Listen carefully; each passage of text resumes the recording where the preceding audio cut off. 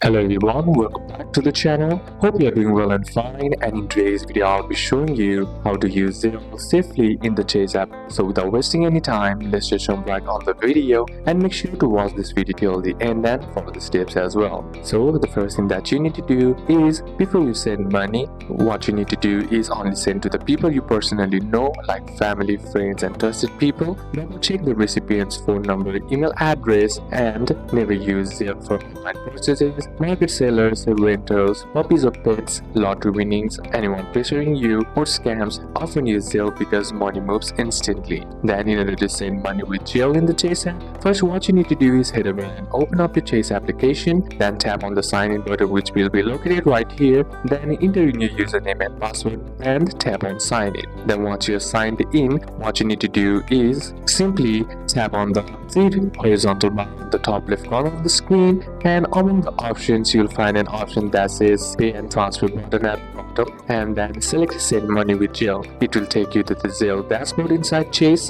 Now all you gotta do is simply add the person you want to pay. Simply tap on send and then add the recipient, then enter their name, their email or phone number. Only one is needed, and double check the recipient's email address, name or phone number. Then next is to choose how much money you want to send. Simply type in the amount you want to send and Chase doesn't charge a fee. For $5 it's free, for $500 is also free, or for $1,500 is also free. Then next is to pick the account to send from, usually your checking account, and then review everything carefully before tapping on send. Check the correct person, correct email or phone number, and correct amount. Then once you hit send, the money goes instantly to the person if the person has Zelle already installed on their device. So these are a couple of steps that you can apply, and that's it for today's video guys. Hope this video was useful to you. Leave a like if it did, comment down any questions that you have, and see you soon on the next one.